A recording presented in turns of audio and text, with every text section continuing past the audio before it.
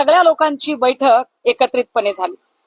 या बैठकीत आता ज्यांनी गट स्थापनेचा वगैरे दावा आणि या सगळ्या बातम्या येत आहेत, हे सगळे लोक त्या बैठकीला उपस्थित होते। ओमराजेंच्या एका महत्वाच्या केसचा निकाल आहे।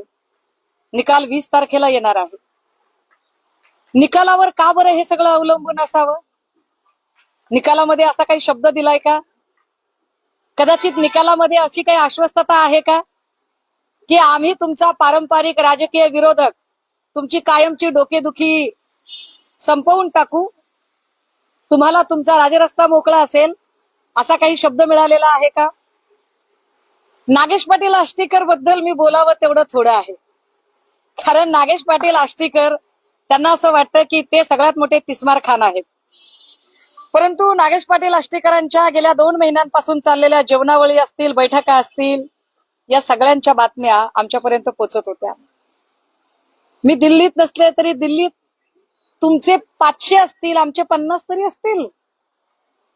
त्यामुळे तुमची जेवणावळी कुठे झाल्या, तुमच्या बैठका कुठे झाल्या, या सगळ्या टीमचे मुख्य कॅप्टन संजय देशमुख आणि या सगळ्या टीमचे व्हाईस कॅप्टन नागेश पाटील आष्टीकर। ज्या आष्टीकरांनी परवा दिवशी सुद्धा रात्री फोन केला संध्याकाळी 7 वाजता आणि मला असं सांगितलं की ताई, नांदेडमध्ये लोहबंदेंच्या घरातली 2 मतं आहेत, तुमचे आणि लोहबंदेंचे संबंध चांगले आहेत, तुम्ही तेवढं त्यांना सांगा की रेखाताई लोहबंदेचं मत माझ्या पोराला मिळालं पाहिजे, माझं पोरगं विधान परिषदेला उभं आहे।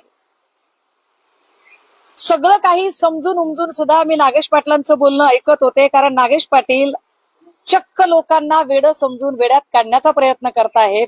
त्यांना असं वाटत होतं की ते ओव्हर स्मार्ट आहेत, पण ही सगळी गोष्ट आम्हाला कळत होती। विशेष काल सकाळी नागेश पाटलांनी पक्ष नेतृत्वाला फोन केला। पक्ष नेतृत्वाला सांगितलं की सुषमाताईंना कृपया आपण सांगा की नांदेडला स्थानिक स्वराज्य संस्थांची जी 2-3 मतं आहेत ती त्यांनी तिथे फोन करावा।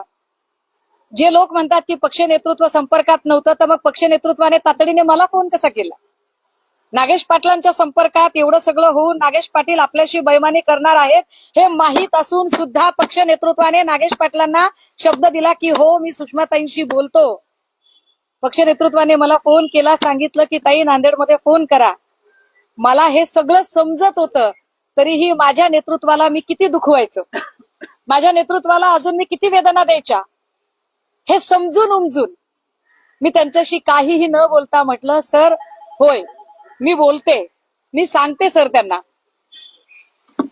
विशेष काल संध्याकाळी 7:15 वाजता पुन्हा एकदा नागेश पाटलांचा फोन आला पक्ष नेतृत्वाला, साहेब तेवढं तुम्ही फोन केला ना, म्हणजे किती किती ओव्हर स्मार्टनेस दाखवावा, त्याला काही लिमिट?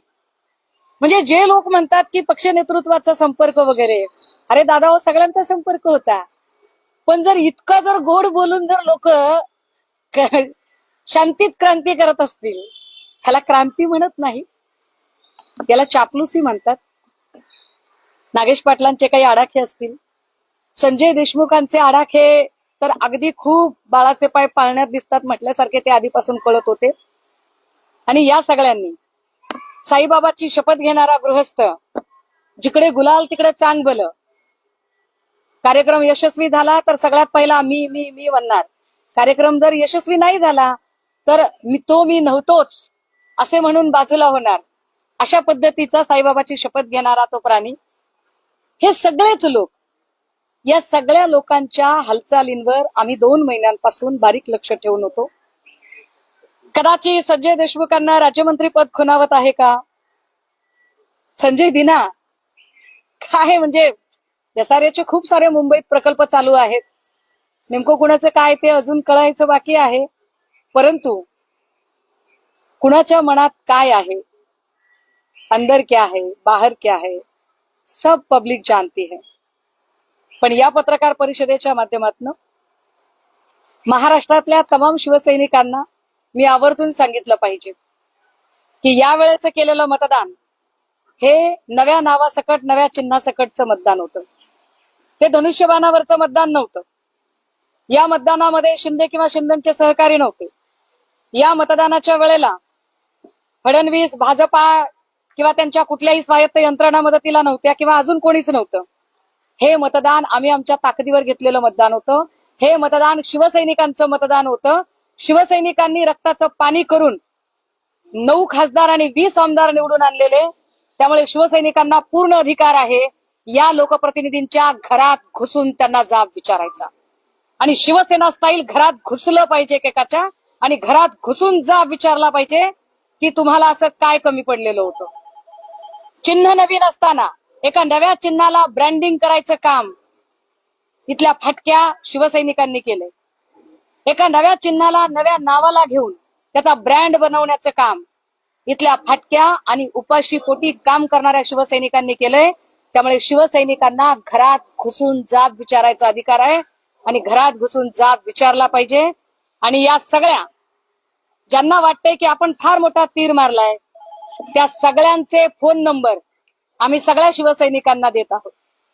कारण हा प्रश्न आता तुम्ही आमच्या भावनांशी खेळताय.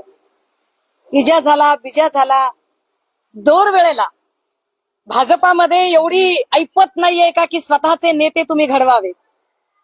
जातीवंत शेतकरी म्हणून आम्ही दरवेळेला पेरत जाणार, आम्ही मशागत करणार, कोळपणी, निंदणी, बीज पेरणी, खुरपणी सगळं आम्ही करणार. आणि पीक घाट्या हुरड्यात आल्यावर आयती कणस चोरायला तुम्ही येणार. तर तुम्हाला शिवसैनिकांनी घरात घुसून जाब विचारला पाहिजे आणि शिवसैनिक तो जाब विचारते. ओमराजे निंबाळकरांचं तुम्ही नाव घेतलं, थेट त्यांचं नाव घेतलंय. ओमराजे निंबाळकर हे निष्ठावंत शिवसैनिक ठाकरेंचे म्हणून ओळखले जायचे. काल रात्रीपासून नॉट रिचेबल आहे. जे ओमराजे अगदी 12 वाजता जनतेचे कॉल उचलायचे ते आता माझा कॉल कधी घेतला नाही बरं का ओमराजेंनी. हा पुढे आता ते नॉट रिचेबल आहेत. म्हणजे ओमराजे निंबाळकर दिल्लीला, कारण ते बऱ्याच जणांना असं सांगतात की मी अजूनही पुण्यात आहे, मी अजूनही पुण्यात आहे. पण समजायचं काय नेमकं, हा संभ्रम का आहे? मी ओमराजे निंबाळकरांना सकाळपासून फोन करण्याचा प्रयत्न करते. ओमराजेंना मी फोन केला पण माझा फोन उचलला गेला नाही. ओमराजेंच्या सोबत त्यांच्या धाकट्या भावाप्रमाणे सावलीप्रमाणे सोबत असणारे कैलासदादा पाटील यांना मी फोन केला होता. मी त्यांच्याशी सकाळी बोलले. मला कैलासदादांनी सांगितलं, ताई मी दुसऱ्यांची गॅरंटी काय देऊ शकतो, मी फक्त माझी गॅरंटी देऊ शकतो. त्यामुळे कैलास पाटलांच्या बोलण्यातली संदिग्धता काय ती बरीचशी बोलकी आहे. याच्या उपर जर असं वाटत असेल की नाही मी नाहीये त्यापैकी मी नाहीये, तर गट स्थापन करायला किमान 6 लोक लागतात. मग ते 6 कोण आहेत? गट स्थापन झाला हा दावा कुठून येतोय? नाही, प्रश्न असा आहे ना की जर नाहीये तर ते समोर येऊन का सांगत नाहीयेत? माझा प्रश्न तोच होता. नाही, ते समोर येऊन का सांगत नाहीत त्याचं उत्तर तेच स्वतः देतील. पण माझी माहिती मी मगाशी सांगितलं, नानासाहेब पाटील, अमित क्षीरसागर, त्याच्यानंतर जयराजे निंबाळकर आणि ओमराजे निंबाळकर या सगळ्यांच्या सह तानाजी सावंतांनी लीड केलं आणि तानाजी सावंत चार्टरमध्ये होते. तानाजी सावंत त्यांच्यासोबत होते दिल्लीला जाताना, ही माझी माहिती आहे. या सगळ्याच्या संबंधाने बैठक 10 तारखेलाच एनडीएच्या बैठकीनंतर दिल्लीच्या हॉटेल ताज मानसिंगमध्ये पार पडलेली होती. त्यामुळे हे फार व्यवस्थित विचार करून प्रत्येकाने आपापलं पॉलिटिकल सर्व्हायव्हनेस बघून आपापल्या महत्वाकांक्षा म्हणजे लोकांचं मॅन्डेट, लोकांचा विश्वास, लोकांच्या भावना सगळं पायदळी तुडवून ज्या पद्धतीने हे केलं गेलं.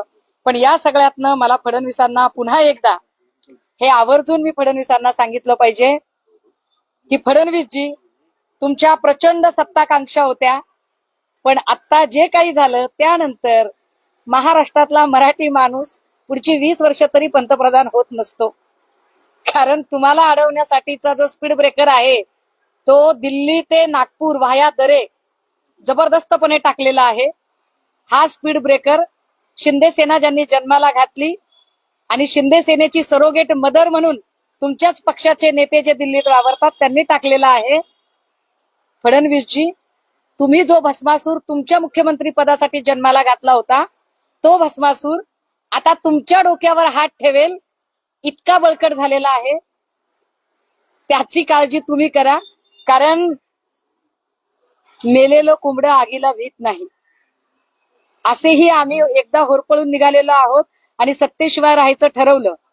फिनिक्स पक्षासारखे आम्ही शून्यातून पुन्हा उभे राहिलो. राखेतनं उभे राहत आम्ही 20 आमदार, 9 खासदार, पालिकेचे 65 नगरसेवक, 3 महापौर, विधान परिषदेमध्ये नार्वेकर असतील, अभ्यंकर असतील, हे निवडून दिले. ज्या संभाजीनगरला सगळं शून्य झालं होतं, ज्या संभाजीनगरमध्ये महापालिका, जिल्हा परिषद सगळं शून्य झालं, तरी सुद्धा आम्ही पुन्हा दानवेंना सुद्धा विधान परिषद दिली. हे पक्षाने केलेलं आहे. हे पक्षाची ताकद आहे. काही सातत्याने पहिलं जेव्हा देखील उद्धव ठाकरे यांच्यावरती नाव घेतलं जातं तर हे जे खासदार जातात यांची देखील हीच कर्तव्य की आम्हाला उद्धव ठाकरे योग्य वागणूक देत नाही. मग आपण याबद्दल काही चिंतन करणार आहोत? नाही, हे काय असतं ना, माझ्या गावाकडे एक म्हण आहे, निनांद्याला 12 बुद्ध्या असतात. ज्याला नांदायचंच नाही तो 12 कारणं सांगतो. जर या लोकांचं जर हे कारण असेल तर मग मला सांगा, तृणमूलचं काय कारण होतं? त्या 20 लोकांचं काय कारण होतं? ममता बॅनर्जी तर काळा कोट घालून अगदी कोर्टापर्यंत सुद्धा धावल्या होत्या. त्यांचं काय कारण होतं? अरविंद केजरीवाल तर स्वतः जेलमध्ये जाऊन आले. मग त्यांचं काय कारण होतं? पवार साहेब तर अगदी दादा गेल्यानंतर 3ऱ्या दिवशी नदी पाहणीसाठी गेले होते. त्यांचं काय कारण होतं? ही सगळी कारणं बकवास आहेत. एकच महत्वाचं कारण आहे, वन पार्टी वन इलेक्शन. एका डिक्टेटरशिपकडे आपण जात आहोत. Absolute power and absolute corruption या दिशेनं हा प्रवास आहे. पण या सगळ्या प्रवासात ज्यांनी फोडाफोडीच्या समीकरणाला जन्म घातला, ज्यांनी ही सुरुवात केली, ते देवेंद्र फडणवीस मात्र या निमित्ताने मुख्य प्रवाहातल्या राजकारणातनं बाजूला पडलेले आहेत. भाजपच्या राजकारणातनं आता देवेंद्रजींची किंमत शून्यवत होत चाललेली आहे. हे या निमित्तानं सिद्ध झालं. उद्याला आश्चर्य वाटायला नको की मुख्यमंत्री पद कदाचित फडणवीसांकडून जाऊन त्यांनी जन्माला घातलेल्या भस्मासुराकडे सुद्धा येऊ शकते. काही खासदार तर गेले, 20 आमदारांची तुम्ही हे सांगितलं की 20 आमदार आहेत. त्या आमदारांचं काय, तेही जातील का? आणि सूक्ष्म आमदारांना देखील ऑफर होती, त्या चार्टर्ड विमानात तुमचं देखील सीट रिझर्व होतं असं कळतंय. हे करायचं नाही, सूक्ष्म आमदारांना ऑफर होती नव्हती याला काही अर्थ नाही. सूक्ष्म आमदारांना स्वतःला काय वाटतं हे जास्त महत्वाचं आहे. आम्ही आहोत इथे, नाही, पण chartered आम्ही लढणार आहोत. होतं तुमच्या नावचं रिझर्व होतं असं कळतंय. पण जायचं का नाही ते हे मी ठरवलं पाहिजे ना. होतं का? मी काही आमदार नाहीये, मी काही खासदार नाहीये. लक्षात घ्या, मी आमदार नाही, मी खासदार नाही. त्यामुळे मी त्याच्यावरती काही फार भाष्य करू नये. पण एक नक्की आहे की जे 20 आमदार आहेत, या 20 आमदारांनाही मग मेहकरचे सिद्धार्थ खरात असतील, वर्धाच्या साईडचे लवटे असतील, आळंदीतले बाबाजी काळे असतील, या प्रत्येक आमदारांना निवडून आणण्यासाठी आम्ही रक्ताचं पाणी केले. सुषमा अंधारेने स्वतः महाराष्ट्र 7 ते 8 वेळा उभा आडवा पिंजून काढलाय. हे सगळं ऑपरेशन टायगर नाव केलं जाते याला, हे सगळं भाजपनीच केलं असं म्हणून. डिलिमिटेशन बिल नामंजूर झाल्यानंतर सुडानं पेटलेली भाजपा कसंही करून ज्यांना राज्यसभेतला बहुमताचा आकडा गाठायचा आहे त्यांच्याकडून ज्या पद्धतीने तोडफोड होतीये ती तोडफोड उघड्या डोळ्याने सबंध भारत बघत आहे. पण काय असतं माहितीये का, जेव्हा खूप खूप अति होतं, अति झालं आणि हसू आलं. त्यामुळे या सगळ्या गोष्टींचं म्हणजे मला काही फार असा धक्का विक्का अजिबात वाटत नाहीये. इतकी सगळी स्वार्थानं बरबटलेली माणसं असतील तर यांच्याबद्दल आपण अजिबात वाईट वगैरे वाटून घ्यायला नको. कारण ज्या माणसांना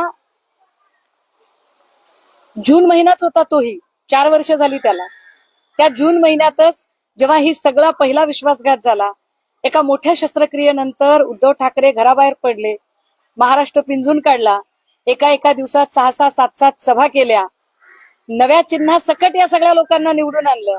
त्याची जर यांना जाणीव नसेल, कुणाला कोर्टाची केस, कुणाला राज्यमंत्रीपद, कुणाला SRA प्रकल्प, कुणाला काही जर खुणावत असेल तर ज्याचा त्याचा स्वार्थ. काही बाळासाहेब ठाकरे असताना जर असं काही झालं असतं, शिवसेनेत धडा शिकवायचं. तुम्ही म्हणाला का सगळ्या नेत्यांचे आम्ही नंबर देतोय शिवसैनिकांना, शिवसेना पुन्हा तशीच आक्रमक होणार आहे का? बाळासाहेब शिवसेना तितकीच आक्रमक असेल. मी म्हटलं ना की शिवसेना माणसं पेरणारा, नेते पेरणारा पक्ष आहे. सगळं शून्यवत झाल्यावरही आम्ही पुन्हा हे पीक तरारून उगवून आणलं होतं. हे पीक आम्ही तयार केलेलं पीक आहे. हे पीक आमच्या मशागतीवर आलेलं पीक आहे. हे पीक चोरायचं काम जे करतायत ना, त्या चोरांना ते कळलं पाहिजे. आणि राहिला प्रश्न वंदनीय बाळासाहेबांचा, तर वंदनीय बाळासाहेबांच्या काळातही राणेंची बंडखोरी झालीच होती, ती तेव्हाही झाली होती. पराभव झाला होता, ज्या पद्धतीने बाळासाहेब शिवसैनिकांना आदेश द्यायचे. दादा अजून ऐका, 2.5 वर्ष इलेक्शनला आहेत. ही आक्रमकता उद्धव ठाकरे यांच्यात दिसत नाही, म्हणून सातत्याने पक्ष फुटतो. अशी सगळी संधी इतरांना भेटते. मला असं वाटतं की माध्यमांकडून किंवा अजून कोणाकडून एक नरेटिव्ह सेट करण्याचा जो प्रयत्न केला जातोय, कृपया त्याला जरा छेद द्या. एक फार चांगली म्हण आहे इंग्रजीमध्ये, यशाला अनेक बाप असतात, अपयश पोरकं असतं. जेव्हा एखादी गोष्ट अशी घडते त्यावेळेला सरळसोटपणे नेतृत्वावरती खापर फोडणे हे योग्य नाही. कारण मी म्हटलं की जर तुम्ही ठाकरेंना किंवा नेतृत्वावर जर तुम्ही टीका करणार असाल तर मग तुम्ही तृणमूल काँग्रेसबद्दल काय बोलाल, पवार साहेबांच्या नेतृत्वाबद्दल तुम्ही काय बोलाल, अरविंद केजरीवालांच्या नेतृत्वाबद्दल काय बोलाल. 24चं उदाहरण दिलं आता. गुवाहाटी तो पार्ट 1 होता, आता हा गुवाहाटी पार्ट 2 म्हणायचा. तुम्ही 24चं उदाहरण दिलं आणि 4 वर्षात जर 2दा असं होत असेल तर तुमच्या चुका असतील ना कुठेतरी. हो, आमच्या चुका आहेत ना. आमची चूक ही आहे की आम्ही पुन्हा एकदा म्हणजे आईची शपथ घेतल्यावर, बापाची शपथ घेतल्यावर, लेकराची शपथ घेतल्यावर आम्हाला असं वाटलं की माणूस जे काही करतो ते आई, बाप, पोरं, बाळ, बायको यांच्यासाठी करत असतो, कुटुंबासाठी करत असतो. फार हिंदुत्ववाद मानणारे, देव, देश, धर्म मानणारे लोक देवाला आणि धर्माला प्रमाण मानत असतील, पण देवाधर्माची शपथ घेऊन, कुटुंबाची शपथ घेऊन जर लोक पलटत असतील तर त्याला आपण काय करू शकतो बरं. सुषमाताई, आता उद्धव ठाकरे यांनी पत्रकार परिषद घेणं अपेक्षित होतं, परंतु इतका मोठा भूकंप झालेला असताना देखील उद्धव ठाकरे माध्यमांसमोर आलेले नाही किंवा त्यांची भूमिका अजून. उद्धव ठाकरे पत्रकार परिषद घेतील, काळजी करू नका. सकाळपासूनचा जो एकूण घटनाक्रम चालू आहे त्या घटनाक्रमामध्ये दिल्लीत एक पत्रकार परिषद संपन्न झाली आहे. उद्या आम्ही जो व्हीप जारी केलाय त्याच्यानुसार उद्या आमची बैठक होते. उद्याच्या बैठकीला अजून कोण कोण हजर राहते एक क्लिअर पिक्चर हातात येऊ द्या. त्या क्लिअर पिक्चर नंतर स्वतः पक्ष नेतृत्व सुद्धा आपल्या सगळ्यांशी संवाद साधेल. आता जी माहिती आमच्याकडे आहे, ज्या पद्धतीची माहिती येते ते सगळे अपडेट आम्ही आपल्यासोबत शेअर करत आहोत. देसाई आणि सावंत यांनी व्हीप दिलेला आहे, परंतु आपला व्हीप उशिरा केल्यामुळे इनव्हॅलिड डटाची माहिती मिळते. तर हा व्हीप लागू होईल का याचा? ऐका, असं गृहीत धरा की आम्ही व्हीप काल दिला असता तर काय झालं असतं बरं. तर कदाचित ते म्हणाले असते की आम्हाला परवा दिवशीच पत्र मिळालेलं आहे, परवा दिवशी व्हीप दिला असता तर म्हणाले असते. आपण काय करतोय. तर ते म्हणाले असते की आम्हाला 3 दिवसापूर्वी मिळालं आहे. त्यामुळे मी मगाशी म्हटलं की ज्या स्वायत्त यंत्रणा आहेत, निवडणूक आयोगासारखी यंत्रणा काय बायस्ड पद्धतीने वागू शकते हे मागची 3-4 वर्ष आम्ही बघत आहोत. आमच्या पक्ष आणि चिन्हाचा निकाल जो सगळ्यात महत्वाचा निकाल आहे तो निकाल 4.5 वर्षांपासून लागत नाही. एका ज्युडिशियल मॅटरमध्ये कुणी बोलू नये असं म्हणतात. अरे बोलायचं नाही ज्युडिशियल मॅटरमध्ये, पण ज्युडिशियल मॅटर चालू असताना त्या संबंधातल्या आमदारांना फंड मात्र वापरता येतो. हे कुठल्या नियमात बसतं बरं. चंद्रशेखर बावनकुळे असं म्हणाले की भाजपचा यामध्ये काही संबंध नाहीये, परंतु शिंदेनी फडणवीसांची चर्चा करूनच ही सगळी ऑपरेशन टायगरची मोहीम राबवलेली आहे. काय आहे, बावनकुळे जरा उतावेळ झालेत. बावनकुळेंना असं वाटतंय की आता जर खांदेपालट झाला तर मुख्यमंत्री पद आपल्याला मिळेल. बावनकुळेंना मुख्यमंत्री पदाचे डोहाळे लागलेत. पण या पत्रकार परिषदेत जाहीरपणे चंद्रशेखर बावनकुळे, मी नेहमी तुम्हाला सांगते की तुम्ही ओबीसी असल्यामुळे तुमच्याबद्दल एक आत्मीयता वाटते, पण हा भाबडेपणा सोडा. तुम्हाला आयुष्यात मुख्यमंत्री पद मिळणार नाहीये. तुमचं सोडा, तुमचा सहकारी ज्याची तुम्ही रोज ओढताय, आता त्याची सुद्धा खुर्ची धोक्यात आलेली आहे. जागे व्हा. तुम्ही जे काही पेरलेलं आहे ते दाम दुप्पट योजनेने आता उगवलेलं आहे. तुम्ही बळकट केलेला भस्मासूर आता तुमच्या डोक्यावर हात ठेवायला सज्ज झालेला आहे. त्यामुळे बावनकुळे प्लीज प्लीज जागे व्हा. फडणवीसांचा या ऑपरेशन टायगर आहे किंवा अप्रत्यक्षता सहभाग आहे असं मला वाटतं. नाही, मला असं वाटतं की देवेंद्र फडणवीसांची हातबलता आहे. आदित्य ठाकरे पुण्यातच म्हणाले की आम्ही आमच्या नेत्यांवर अंधविश्वास ठेवतो. आता त्यांना तो सगळीकडे असतो बघा. विश्वासावर काय म्हणतात त्याला, उम्मीद पे दुनिया कायम आहे म्हटल्यासारखं विश्वासावर सगळं जग चालतं. जर एखादा नेता आपल्या पोराची शपथ घेतो, एकुलत्या एका पोरीची शपथ घेतो, आपलं लेकरू आजारी आहे असं सांगतो, आई भवानीची शपथ घेतो, शिर्डीच्या साईबाबाची, शिर्डी वही आते है जिने बाबा बुलाते है, त्या साईबाबांची शपथ घेतो, तर विश्वास ठेवणं स्वाभाविक आहे ना. काही मग आता हे जे 6 खासदार आहेत, तो शिंदे गट जो आहे किंवा शिवसेनेची शिंदेची शिवसेना जी आहे त्यांच्याकडनं अधिकृत काहीच नाही आला अजून. तुमच्याकडनं मात्र अधिकृत तुम्ही नावं घेतलेत. मग आता देशानं राज्यानं असं समजायचं का की हे 6 खासदार गेले तुम्हाला सोडून? ते कोण 6 गेले ते अजून आम्हाला कळायचंय. तुम्ही नाव घेतली की आता त्याच्यातले काही? ऐका मी असं म्हटलं की रात्री कोण गेलं, ते दिल्लीला अजून वेगळ्या कामाला गेले असतील असं गृहीत धरू. पण ते गेले ना, ते रात्रीच गेले. ते त्या सकाळपर्यंत जे सांगतायत की मी पुण्यात, तर ते पुण्यात नाही, ते रात्री गेले. नाही, संजय राऊत असं म्हणाले की व्हीप जारी झालेलं आहे आणि उद्या जर हे 6 खासदार स्वबळी मदतले नाही तर त्यांच्या विरोधात काही कायदेशीर कारवाई आपण करणार आहोत. मी म्हटलं ना की नागेश पाटील आष्टीकर जे कालपर्यंत ओव्हर स्मार्टनेस दाखवत होते आणि ते असं दाखवायचा प्रयत्न करत होते की मी इथेच आहे.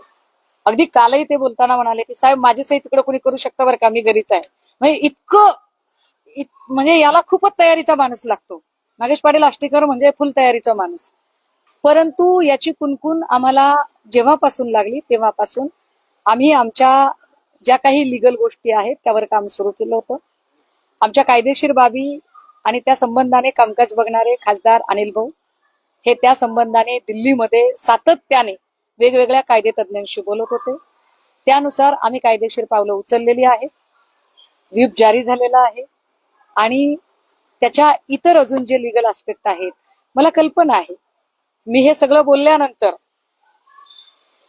भाजपची वफादारी केल्यामुळे ज्या निकमांना राज्यसभा मिळाली ते निकम लगेचच याचा लिगल आस्पेक्ट कसा चूक आहे कसा बरोबर आहे हे सांगायला पोपटासारखे पुढे येतील. पण आम्ही त्यांनाही सांगितलं पाहिजे की जर खासच तुम्ही लोकशाहीचे भोगते असाल तर पार्लमेंटरी डेमोक्रेसी अभ्यासा, डिफेक्शन लॉ अभ्यासा आणि मग बोला. तर या सगळ्या राजकीय परिस्थितीला ना ऑपरेशन टायगर असं नाव देण्यात आलंय. संजय राऊत असं म्हणाले की या निमित्ताने त्यांना कळलं की आम्ही टायगर आहोत आणि ऑपरेशन टायगर. मग ऑपरेशन टायगर शिंदेचं सक्सेसफुल झालंय? ऑपरेशन टायगर सक्सेसफुल झालं की नाही हे मी म्हटलं ना की उद्या 11ची बैठक आहे तेव्हा आपल्याला कळेल. पण एक नक्की आहे की जर ते टायगर असतील तर त्यांनी दिवसाढवळ्या येऊन प्रेस कॉन्फरन्स करत गाजावाजा करत एक डरकाळी फोडून सांगितलं असतं. रात्री अपरात्री कुठेतरी चार्टरमध्ये बसायचं, लोकांना इमोशनल ब्लॅकमेलिंग करत माझं लेकरू आजारी आहे, पुरीची शपथ, पोराची शपथ, बायकोची शपथ, देवाची शपथ, आई भवानीची शपथ, साईबाबाची शपथ, अशा गोष्टी केल्या नसत्या. त्यामुळे याला टायगर ऑपरेशन म्हणायचं की नाही हाही संशोधनाचा मुद्दा आहे. या सगळ्यानंतर एक व्हिडिओ व्हायरल होतो ज्यामध्ये बाळासाहेब म्हणतात की कोणी जर कुठल्या त्यांना रस्त्यावर सोडवा अशी भाषा. नाही, आता त्या मार्गाने शिवसैनिक जातील. मी तर म्हटलं ना की हे मॅन्डेट शिवसैनिकांचं मॅन्डेट आहे. या निवडणुकीत मी अजून एक गोष्ट सांगितली पाहिजे. जे म्हणतात ना की आम्हाला निवडणुकीत मदत केली नाही, आम्हाला आर्थिकची मदत मिळाली नाही, त्याच्यातला एकही जण म्हणू शकत नाही. नागेश पाटील आष्टीकरांना किती आर्थिक मदत केली त्याची साक्षीदार मी आहे. अमरावतीला सुनील खराटेला किती मदत दिली त्याची साक्षीदार मी आहे. बदामराव पंडितला किती मदत दिली होती त्याची साक्षीदार मी आहे. याच्यातल्या प्रत्येकाला मदत गेली होती. वाकचौरेंना सगळ्यांना मदत केलेली होती.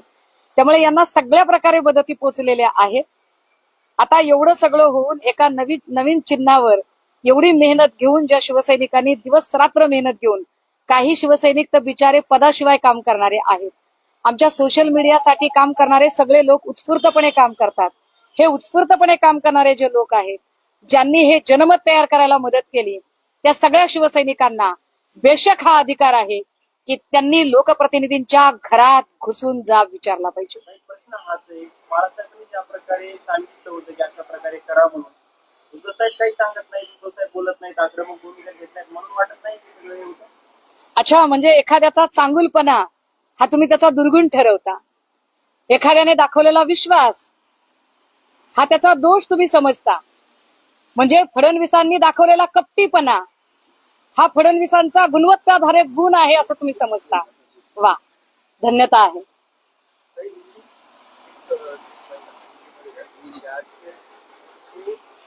पिछले 15 दिनों से काफी चर्चाएं चल रही थी, बहुत सारे रूमर्स फैल रहे थे और उसे लेकर अब चित्र थोड़ा थोड़ा स्पष्ट होता जा रहा है. सुनने में आया है कि कुछ लोग अपना एक अलग गुट स्थापित कर लोकसभा अध्यक्ष ओम बिरला जी को पत्र सौंपने जा रहे हैं.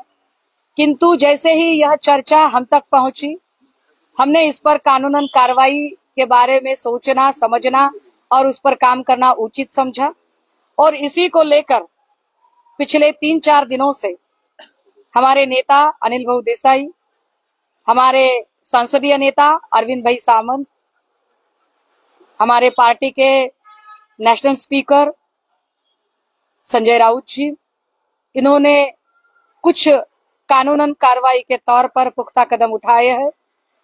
हमने आज पार्टी का व्हिप जारी किया है। कल 11 बजे पार्टी की सांसद की बैठक बुलाई है। उस बैठक में और ज्यादा चित्र स्पष्ट हो जाएगा। हम इतना ही कहेंगे कि जिन कानूनन कार्रवाई के तहत हम कुछ कदम उठाने जा रहे हैं, यह सफर इतना भी आसान इन लोगों के लिए नहीं होगा। जो भी लोग यह कदम उठाना चाहेंगे, शायद हो सकता है किसी के कानूनन केस चल रही हो, केस में कुछ पेचीदा कुछ मकाम आया हो, शायद किसी को किसी कानूनन केस में अपना मनचाहा रिजल्ट चाहिए हो, शायद हो सकता है किसी को राज्य मंत्री पद की अपेक्षा हो, शायद हो सकता है कि किसी को मुंबई के एसआरए के प्रोजेक्ट्स की अपेक्षा हो, चाहे जो कुछ हो, लेकिन हम इतना ही कहना चाहेंगे कि यह क्लियर कट मैंडेट मशाल चुनाव चिन्ह पर मिला था। यह क्लियर कट मैंडेट यहाँ के शिव सैनिकों ने आधे पेट रहकर कमाया हुआ था। इसलिए शिव सैनिकों को यह हक है कि वह अपने लोक प्रतिनिधियों को घर में घुसकर जवाब मांग सकते हैं। जवाब मांगने का उन्हें पूरा पूरा नैतिक हक है। टाइगर ऑपरेशन सक्सेसफुल हुआ है? नहीं, ऑपरेशन सक्सेसफुल हुआ कि नहीं इस पर बात करेंगे। इसे टाइगर शब्द मत जोड़िए, क्योंकि टाइगर ऐसे छुप छुप कर कभी नहीं जाते हैं। कभी गुवाहाटी में छुप कर जाएंगे, कभी ऐसे चार्टर लेकर जाएंगे। ऐसे टाइगर नहीं करते। टाइगर बस एक आवाज देता है और जंगल में सन्नाटा छाता है। टाइगर ऐसे छुप कर नहीं बैठते हैं।